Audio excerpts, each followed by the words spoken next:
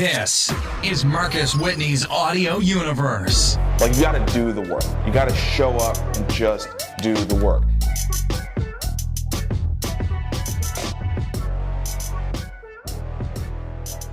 All right, what's up? What's up?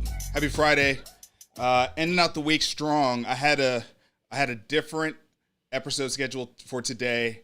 My buddy, longtime friend Joel Gertner, we were going to talk about his career as a professional wrestling manager and day trading and options and all that good stuff. But he got sick, and I was like, man, I don't know what I'm going to do for Friday's show. And then Wednesday, I'm talking to a friend on the phone, and I get a notification on my phone. There are not that many Twitter accounts that I get notifications for every time they tweet, but Barack Obama is one of them. And I got this notification from Barack. I'm like, what's Barack saying? And Barack was talking about Bitcoin. And I was like, that's weird. That's totally weird. COVID-19 and Bitcoin. And then I realized, oh no, he's been hacked. And then I found out later on, he didn't get hacked. Twitter got hacked. And I immediately knew who was going to be on the show for Friday. I reached out and I was like, yo, Luke, we got to talk about this, man. I was going to have you back on the show soon anyway. So I had to bring you back, man. Welcome back. Thanks so much for having me, Marcus. It's crazy, crazy times. I mean, I already felt like we were living in these kind of unprecedented times that we've never, I'm 41, never experienced anything like this. But what happened on Wednesday, it's just like, for real? I mean, they literally could have just started World War III. They could have shorted the market. They could have holy moly. And this is the world we live in? Yeah, man. Scary stuff. I think let's start there, because I think it is important given the role that Twitter has taken in our world, right? It is the primary communication platform for the president of the United States, right? I mean, it is that important of a platform at this point. It is now the fundamental breaking news platform, the fundamental political discourse platform for the world outside of China.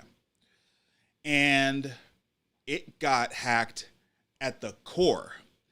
And some of the most important and influential accounts were hacked. And man, you're right. What they did was nothing like what they actually could have done.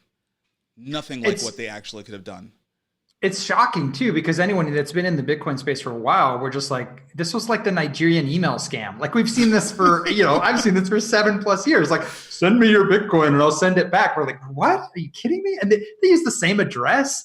And I mean, I've been following it today. There's people that are already breaking down, doing analysis. So first off, Bitcoin is not anonymous, unless you're using Monero or some kind of specifically anonymous cryptocurrency. Bitcoin is easily traceable. It's right. Pseudo-anonymous, meaning it doesn't have my name, Luke Stokes or Marcus Whitney, attached to my account. It just has these hashes, but those hashes connect to other hashes, which connect to, and for example, they're tracking this account that was used, and they're connected to exchanges which have KYC. So it's kind of like these people were not very intelligent with how they went about this, right? Okay. Hold on, really quickly, because we're gonna riff. You said KYC. What's KYC? Yes. Know your customer. So KYC, AML, these are terms that are used often in the space, and they're really important. AML is the anti-money laundering rules, and there's FACTA and all these other different alphabet soup we could get into, and different countries have different rules of how they go about that. And actually, that's a really big topic right now in the space, because there's international rules going out called the travel rule, where as exchanges, and banks already do this, but as exchanges in cryptocurrency, and essentially even wallets potentially, as they start transferring funds back and forth, these governments are saying, okay, we're going to require you to attach to that transfer all their personal information. Which is just absolutely insane. I give you $100 bill and nobody cares, right? But if I do it digitally, now all of a sudden there's going to be a fingerprint. You can have all my information, and it's we have to protect it's getting to the point where the justifications for some of the regulations coming out of the governments of the planet today are so absurdly ridiculous. And yes. There's no longer the gatekeepers of information to prevent people from knowing this, that they're just like, this is absurd. Yeah. And at the same time, so we have this breakdown of the normal kind of journalistic integrity kind of gatekeepers, but now we have people just turning to social media and saying, well, I trust YouTube more than I trust, a journalist right. or a scientist. And it's kind of like, okay, there's other problems with that, as we're seeing with Twitter. It's like, holy moly. So, last time we talked about decentralized social media. We talked about Hive. We talked about why these things are so important. And here's a great example. you think, we're streaming on accounts that you call yours. Right.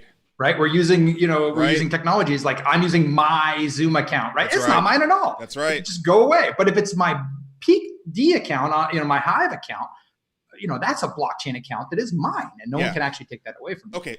So let's, because we're getting to the difference, but I want to get back to what happened on Wednesday, because there's so much stuff happening in the world that, like, it was one of those things where, it's a hack. And I don't think people, like we talked about the Nigerian, email scam and the fact that, look, people actually did, give Bitcoin. It was, probably some people did it as a joke, but like, and also too, real quick, sometimes hackers do that to show social proof. Social proof. Yes. Yes, of course. That makes total sense, right? It's just like gaming reviews on an Amazon, item or something like that, right? So that makes total sense. So, let's just talk about what happened. And Twitter has not fully reported what happened, right? But I want us to talk about what happened. What do we know and what do we understand happened that allowed some of the most important Twitter accounts in the world to be compromised? How did that happen? Yeah, and as you said, we'll be very clear. This is speculation on our part. We don't have the facts, and we may never know the full facts. That's right. Some of this stuff is going to be extremely damaging, and we can get into that, such as, for example, the direct messages of presidents, of CEOs. I mean, who knows what level of access they had, right? So as the story unfolded, my understanding of it was, first it was like, oh no, there's some third-party API. That's your, when it's not a single account, when we see, Elon Musk and Barack Obama and Joe Biden, it's like clearly, Apple, like clearly this is a bigger deal, right? So we're thinking, okay, TweetDeck, Hootsuite, one of these API providers that when you sign up for those, you grant access to this application to tweet on your behalf. Basically, they have full control of, again, your account, which is not really yours.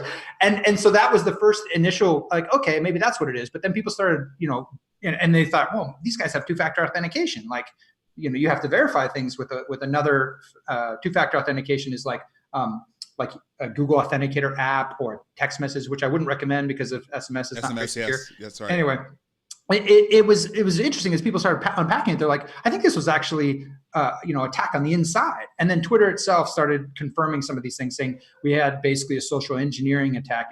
And this is something I think is really important for non-technologists to think of. They see the movie Hackers and they think like there's somebody hacking away at a computer, and they like they see some script on the screen and be like, that's how cryptography is broken. No, cryptography is broken because you like figure out the dude who's like in a divorce and miserable and alcoholic and his life is miserable and he works there, and you go, hey buddy, I got some solutions for you, and you hook him up and you social engineer him to the point where he can't say no. You give him a reward or you blackmail him or whatever. And this is what actually most hacks are. And you talk to really good hackers and crackers people in these kind of realms, and that's what they all say. And so most likely was internal employee got compromised, was able to and maybe they didn't realize at what level they were compromised, but they compromised just enough to let someone's foot in the door so they could start getting access to other systems. And that's essentially what it looks like has happened. Now, what it does raise is the obvious question of, how dangerous are these centralized systems? And at what point is our convenience, going to be outweighed by the existential risk? Great. Okay. I want to make sure that we don't leave people behind. Centralized systems. Okay. Because this is the heart of everything we're going to talk about today, right? What do we mean when we say centralized systems? Because there are a lot of centralized systems that we are depending on right now. And it's really interesting that the centralized technology systems, quite frankly, have been far more robust than many other centralized systems in this COVID-19 era. It's like we're now starting to see some of the things that are hitting them, but there are other centralized systems. I don't know, banks, education institutions, government. I mean, like, that like we're having all sorts of. So I mean, just to sort of talk about the on the government side of things, it's like this recent thing where the CDC dashboard got taken down because the numbers from the hospitals are now being rerouted to the White House. So this is an example of like centralization, right? A centralized power that has authority to kind of do do these types of things. So I just want to make sure we cover centralization. So when we talk about it with Twitter, people understand the broader context of. Yeah, for sure. And all these things, it's important to recognize are in a spectrum, right? You have centralization, decentralization, and distributed. And these have nuances that are slightly different. And the essential idea, and as we talked before, I've been really focused on decentralized autonomous communities, DACs and DAOs, different distributed decentralized mechanisms for governance, really. That's what all these systems come down to. Who gets to control what happens, right? Who gets to control that my account is mine and someone else can't use it without my permission, right? That's a governance issue that Twitter failed at. Same thing with, who gets to validate the data coming from this data source as being accurate and true. My wife was just telling me this morning there was something about 100% of the reporting was wrong, like at this one particular institution regarding the COVID stuff, and it was kind of like it's fuel to the fire to people who already distrust centralized entities, saying you guys have way too much control, way too much power and influence, and you're screwing up, and I have no way to verify or validate what it is you're doing. So when I talk about blockchain, and I don't know if you've gotten into, do you know Brock Pierce at all? Do you know that name at all? Of course. So Brock is running for president and stuff, and I've seen. I really actually like his second video. I actually really enjoyed because he was saying a lot of the same stuff I've been saying for a long time. And I've, here in Puerto Rico, I've had an opportunity to get to know him and his family and stuff. And he's talking about blockchain, but in a way that was like really accessible. He's like, we have to be able to not let people rewrite history. We have to let, and that's what, like Apple, all their tweets are gone, stuff like that. It's like the ability to rewrite history is a problem, and this has been the story of history where the victors get to rewrite it. And then it's like, well, how do we even know where we are and how we got here? And so there's a lot of interesting aspects of being able to distribute not only the governance concerns and permissions, but also the verifiability of it. And that's what's beautiful about a blockchain is it's really a distributed ledger. It's a system of data that's a big word, immutable, meaning you can't modify it. It's permanent. And anyone can validate it. Anyone can look and say, hey, you're cheating here. Right. And not only that, the system prevents cheating in a very amazing way. And I need to get into all the details, but the exciting part is that this is something where, as I've been talking about for a very, very long time. And I feel like the whole world's kind of going like, oh, wait, unfortunately, the narratives are very being controlled. Like immediately it's Bitcoin hackers did this, where it's just like, okay, no, you don't say cash hackers did something or credit card hackers did something. It's just Bitcoin's just a medium. It's irrelevant. Right. Yeah. So, okay, man, gosh, it's like where to go from here. So the last time we talked, not that much has changed except for FIO has gotten better. It's continued to evolve. I'll give you a second to talk about what FIO is. It's an important evolution in blockchain. Since the last time you and I talked, I learned a lot about ETH2. I didn't know about ETH2, so I learned a lot about that, which is really good news because there is a sort of robust developer community out there. So the idea that it's actually going to scale with sharding, that's really great news. But again, I feel like we are in it more so than ever, right? I look at social media and I am happy with my use of social media because I use it as a broadcast mechanism, but I am uncomfortable when things like Wednesday happened, because you combine that and the lack of control that absolutely just as easily could have been me, right? And it's like when it's Barack Obama, he's being hacked. When it's me, when people don't know me as well, there's like less of a trust factor there. Could it actually impact my perception in the market and things of that nature, right? You know what I mean? And so there's like, again, it goes back to the governance. There's all of this credibility and authority that we actually give to the centralized entity. We actually give Twitter authority and trust that everything that comes through our news feed is legit, right? And like, holy shit, that ain't real, man. That ain't real, And man, blockchain can't get viable fast enough. Like, what do we have to do? Like, and I know Hive is out there, but like, what do we have to do to get blockchain viable, like to get it to a place where people can really start using it? And like, and not having to use these centralized systems, man. Like, we've got to get there. This is a necessary evolution for the internet. That's where I am with it. This has got to happen. This has to happen. I completely agree. And as you know, I've felt this way for a long time, given talks on this is the most disruptive technology in my lifetime. It really is important, more so than the internet, which is a very, very bold claim that Bitcoin and blockchain is going to be more disruptive. And it's for all these reasons, because it impacts the entire, money was just the first application that you could put on the blockchain. Cryptocurrency was just the first, here's an example of what you can do with this. It's like money. Oh my gosh, that's a global problem. Sure. It has never been solved in the way that Bitcoin solved it. Where it's like, you don't have any government, you have no central authority that says, hey, this is what it is. And I really agree with you. And it was funny. I did my first live stream yesterday on YouTube. First time playing with the technology, trying it out.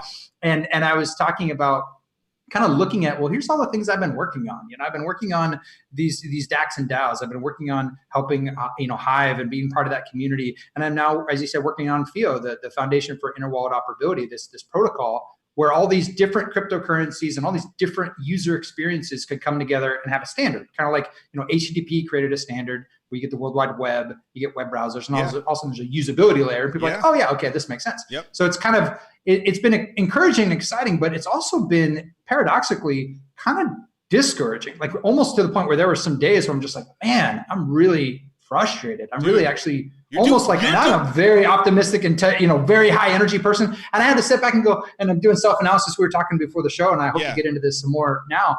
The consciousness aspect of knowing myself. And I'm like, I know myself well enough to know, like, I'm discouraged and I'm not normally like that. And what it was as I unpacked it was, here's the world on a silver platter coming to our community saying, shit's all broken. It's all messed up. The financial world is broken. We know that they're putting trillions of dollars in the system. We know that's fake and bogus. We know that centralized social media platforms, which literally through algorithmic training are using you as the product and selling you. And we know that's broken. And we saw an example of that in its worst form on Wednesday. And we have these solutions for that. And then we have solutions for the financial industry. We have solutions for the social media industry. And then we have solutions for usability as well. And DACs and DAOs for how we even organize our actual entities. We don't need these centralized companies like Twitter. We don't need even centralized governments like Liberland and other experiments of using DAC or DAO to do an actual government. It's amazing. And yet, as someone building the sausage, right? Like seeing how it's like being in these communities directly and sitting there going, what the heck? We've been working with EOS DAC for 2 years and we still haven't launched our DAC factory, which should be like one click and you have a DAC. With FIO, 2 years the team has been working on it. I came on in December and I've been trying to help. We've got all these members, but they're not like passionately integrating the product yet. We've got members that have signed MOUs like, yeah, we're going to do this, but they've got their roadmap and they got other priorities. And it's like, how come they're not, how come everyone's not just going, this is what matters, But it's just coming to grips with, here's my ideological view for how the world can be and will be. Yeah. And then here's where we are today. Yeah. And how are our systems just not good enough because everyone's saying, hey, we're ready for you. And we're like, yeah, we're not quite ready for ourselves. Yeah. Yeah, man. It's really interesting. I mean, you talked about everything is broken and I was talking to you about,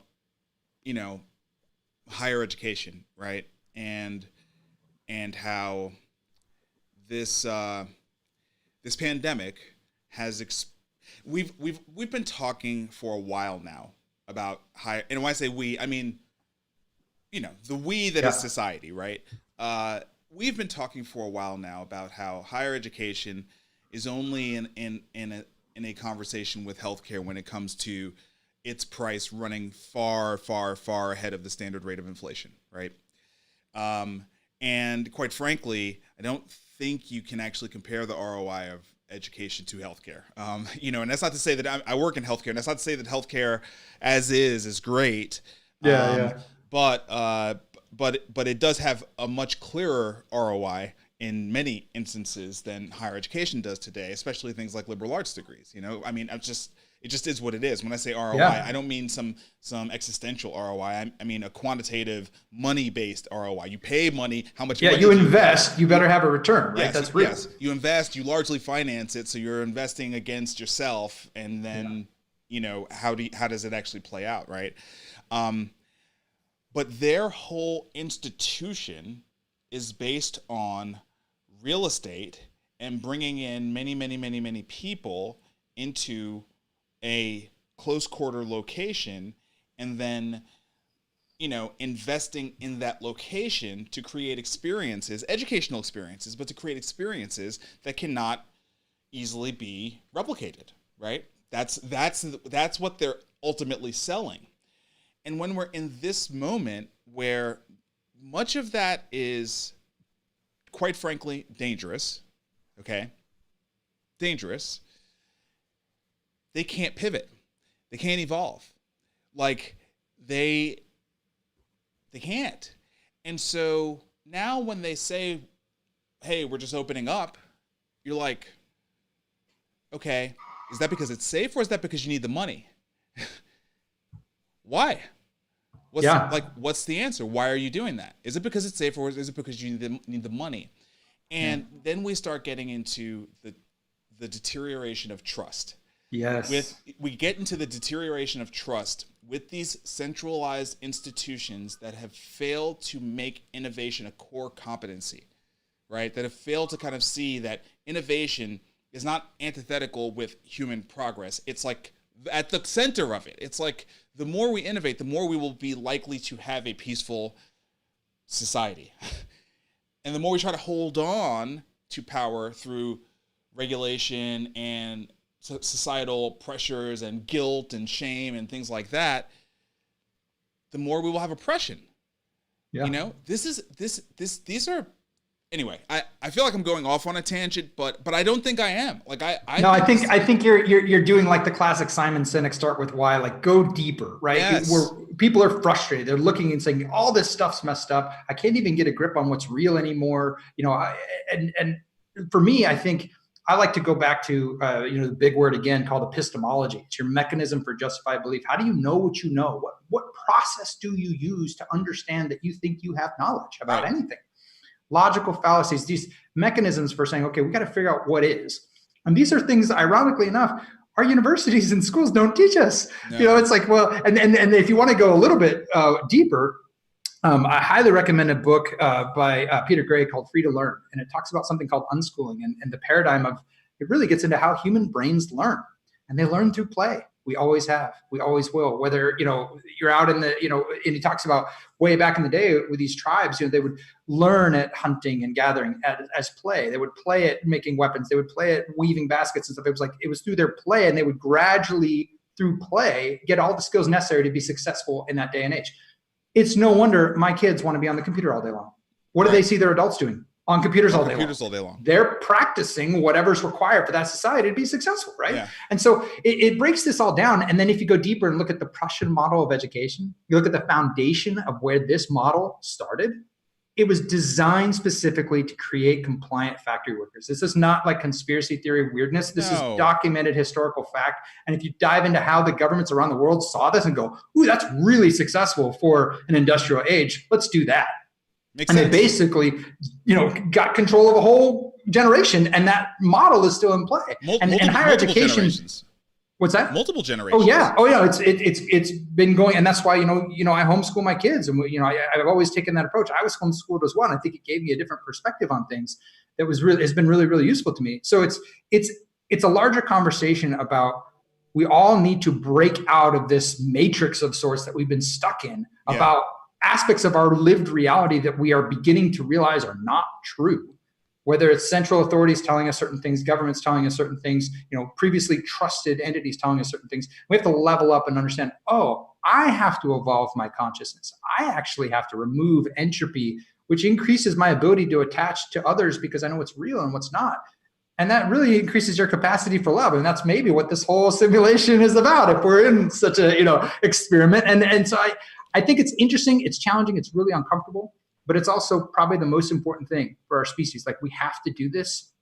And I would go so far as to say, potentially existentially, if we don't do this, we have some serious, serious threats. Whether it's AI or automation, all these other things, like if we're not thinking for ourselves actively, we're in trouble. Look, I think Wednesday was a real wake-up call for me on two fronts. One, it was very clear to me how incredibly dangerous what had occurred was.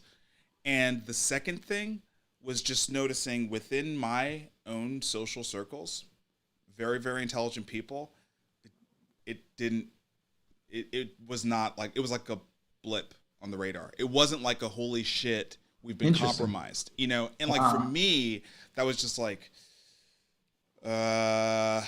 you know, like, this is a real big issue, actually. This is a they could have done so many different things to destroy. Deepfakes. Can you imagine that same thing plus a deepfake? Oh man. Like, yeah. You know, that's where my mind went. My mind went to, oh my God. Like, this thing could have gotten way out of the if it was unique messages by each one of those people with a deep fake video saying, no, this is for real, this is serious, you all need to act now. I mean, we all know about the War of the Worlds, radio broadcast that made everyone go crazy. This is on a whole nother level. Yes. And I think that it's important for us to step back and say, okay, how do we know what we know? What's that process? How do we know what we know? And then beyond that too, it's this idea of like, the fundamental things that drive your life. Why do you and I work so hard? And is it attachment? Well, that's not healthy. We know that. There's so many spiritual traditions that talk about the dangers of that. Or is it responsibility, which I personally like to believe it is, but it's obviously a spectrum. And as we go through that, why do I spend so much time away from my kids who are downstairs wondering why dad works so hard? It's because of this, certificate of appreciation, this piece of paper that I could buy stuff with. And my wife's happy because she can get food. So it's like, okay, but what is that? Why is this piece of paper with these dead white dudes on it? Why does that matter? Right? Like, why is that? It's just a piece of paper. And you go look at how much it costs them to print that damn piece of paper, right? And now it's not even a piece of paper, it's just ones and zeros in a bank account. And who gets to create that? Well, you study the system. It's like, holy moly, people can just literally create money out of nothing. Why do I work so hard for this? Who's in control of this system? And it really starts to feel like The Matrix. The Matrix was a really powerful movie for me because it got me to think about something I always knew. Right? Like I always felt it when he's having that conversation, there's something wrong with the world. You've known it your entire life. When you go to pay your taxes, when you go to church, when you go to work, you felt it your entire life. And I previously attached that to my religious upbringing, and I kind of have a different perspective now, but I still have that same understanding that there's something not right in the world. And it's because I think we're supposed to figure out who we are and through that process, learn about the world. And that maybe is why we're here. Yeah, man. So, okay, let's, we got 2 minutes left, dude. Let me quickly also talk about the FIO thing, which is interesting related to the Twitter stuff. Because they started blocking addresses. You couldn't do public addresses, Bitcoin addresses, Ethereum addresses. I don't know if they're still doing that, but there was an article I read about it. And that was funny. One of our partners, they had an algorithm that was blocking like anything. You literally couldn't tweet. It would throw an error. You couldn't tweet with a Bitcoin address. And so that's a form of censorship that is a little bit scary. But one of our partners, Edge Wallet, was like, you can still use a FIO address. Like Luke at Stokes, I can still tweet about that. And it got me thinking about what about a world where I could say, hey, I need this work done. I tweet out my FIO address and someone sends me a request saying, here's proof of the work done. Pay me $50.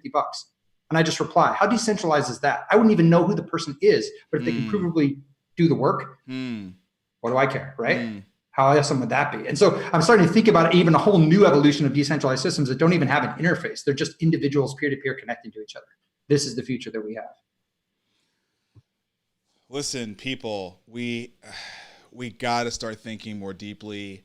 If you think that blockchain is just Bitcoin and arbitrage to try to like make a quick buck when you hear that some press story comes out about the halvening or whatever, like it is not. This is about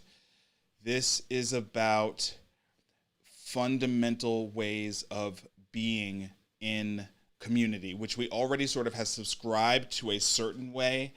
And blockchain, led by Bitcoin and the Bitcoin white paper, is an innovation on that. It is an innovation on that. And like, just try to read up on it, try to understand it. I feel like I go in and out of it. You know what I mean? Where I know enough about it to know it's gonna win eventually, but like I'm doing other stuff and I'm like, I can't spend I can't do what you're doing. You are doing the hard work, my friend. You are doing the hard work. That's why I keep pulling you in these conversations. But man, this thing cannot get there. It cannot get here fast enough, and is it FIO or FIO? FIO? It's both. People say it either way. Yeah, like FIO, like Fiona, and FIO, like FIO. Either one's fine with me. Yeah. FIO. I kind of like FIO. So FIO is really great. I've got a FIO address. I think on an Edge wallet. I think that's what I got it on. Yeah, I think we did a request back and forth, so you got to feel what that's like. And it's super cool. It's super great to not have this like super Byzantine, password that looks like it was generated by a password generator. You know what I mean? Like, and just be able to give you a very straightforward address and be able to do a blockchain transaction. That's fantastic. But man, gosh, we've got to, I don't know. Wednesday freaked me out. You know what I mean? It did. Wednesday freaked me out, man, because I had the same response that you did, which is this could have been so much worse. Oh yeah, this could have been so much worse, and especially right now. Right now, everyone's we're so fried right now that like we're not even thinking as well as we could be thinking. We're all so stressed about everything that, man, what an incredible time to just like compromise our psyche, on this platform that we're addicted to, and we overuse and we overtrust. Yeah, for me, it was actually, ironically, an encouraging moment because, after I got through the shock, it was like, oh yeah, okay, this is why what I'm doing matters. Yeah. This is why what I'm doing is important. If people were trained to never just send to some random address that you have no cryptographic verification that that's the person you're trying to transact with, if it was all a FIO request, Luke at Stokes, I saying that publicly, that's my address. If you get a request from anyone who claims to be me and it doesn't come as Luke at Stokes, you can cryptographically verify it's not me.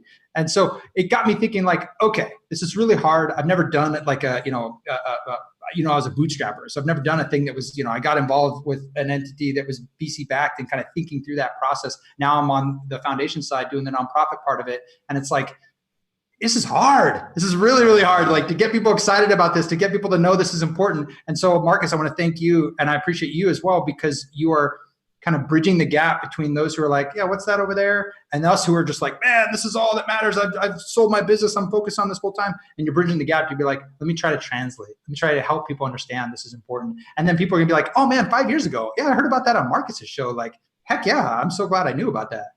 Well, I'm going to tell you, last time we talked about it and, you offered to send some potential guests my way. I'm going to take you up on that. I'm going to use my platform more for this conversation. I just think this is such an important conversation on so many levels right now.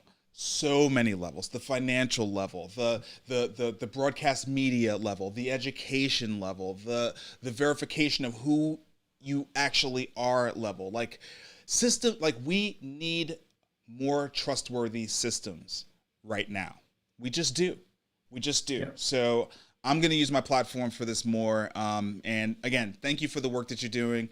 30 minutes goes quick, so I'm going to wrap this up and give you back to your family. But everybody, got to thank Luke for coming on the show again, and he'll be back again because he is just a brilliant guy who's in the trenches doing the real work and can help us to really understand where this is all going. So follow him on Twitter at Luke Stokes. I'm like saying that after I just like bash Twitter. I'm not trying to bash Twitter, but like, come on.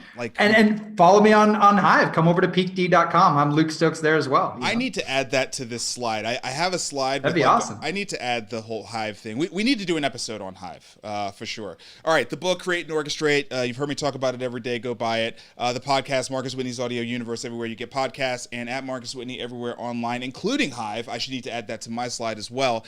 That's it. It's been a good week. Thank you everybody for tuning in. I hope you appreciate the show, and we seriously need to build a new normal. Have a great weekend. Thank you for tuning in to Marcus Whitney's Audio Universe.